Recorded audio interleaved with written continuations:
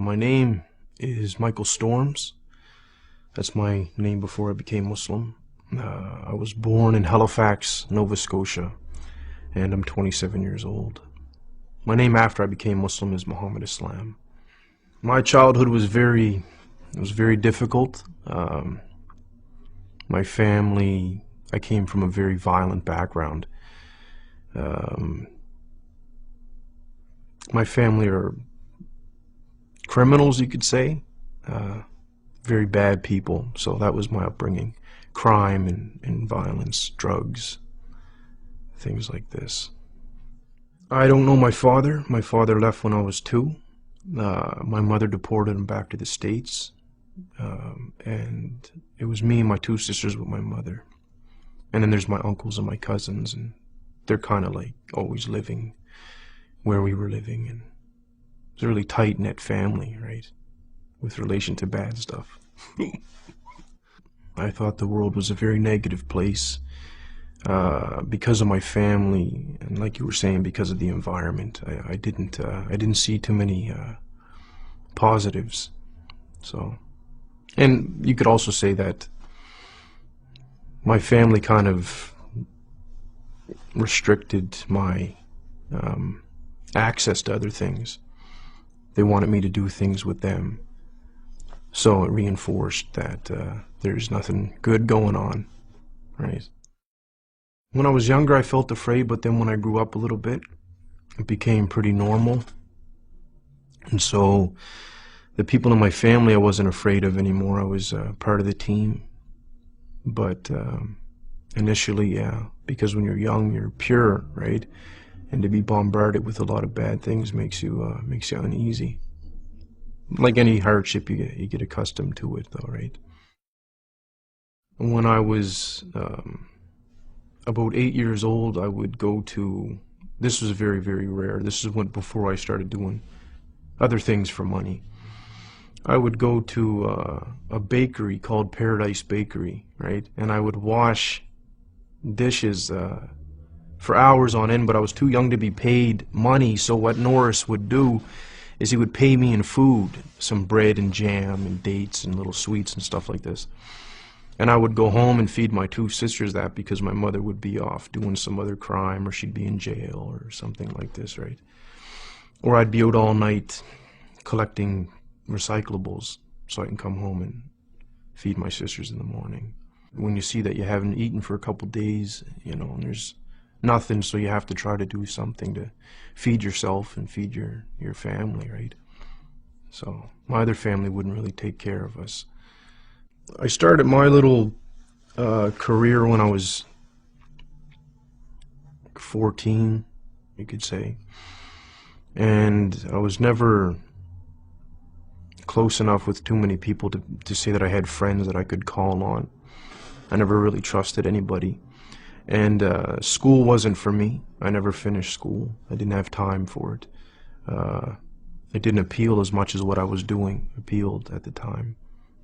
I would rob, steal a lot of things, and assault people, things like that. I was never alone, but I felt lonely, right? So I felt like there was like a void, something missing. I don't even like recalling the past, but it's okay for the interview, right? So a lot of the crimes that I would do just for the sake of wanting to do it, boredom. The payoff was like a bonus, but if I wanted, like, for example, steal a car because I didn't want to walk somewhere, I would just take somebody's car.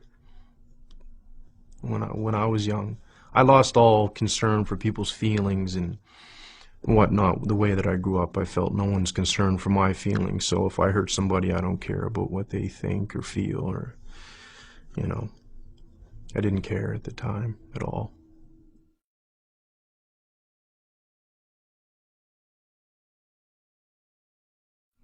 I was in my cell. It was towards the end of my sentence. I was just about to get out. And I didn't want to, I wanted to do something else. I didn't want to continue being bad, you could say. And so the way that I started to ask questions when I was by myself was along the lines of, I don't know if there's a God or if you exist, or I could be talking to myself for all I know. I don't know why I'm alive. Things like this.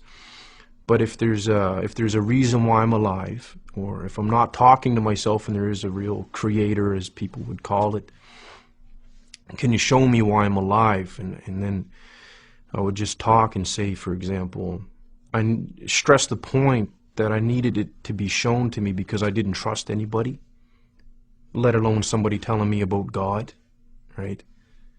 I had a brother named Ahmed talk to me about Islam initially, but again, he told me so I didn't believe him. And he would mention things like heaven and hell, and I didn't believe what he was saying until I had a dream of both the places. And even then I was being resistant. I was, I was like, maybe that was a fluke and this and that, right? I had a dream of the Prophet Muhammad, peace be upon him.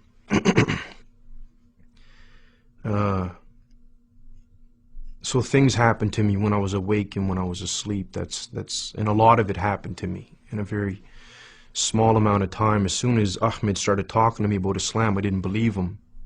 Allah already knew that I wouldn't believe him, but that was like Islam, Muhammad, Allah, and it's like whatever. And then these things started happening. And then I recalled what I asked for when I was in jail, for things to happen to me, so I can't deny it, right? It was very, very difficult.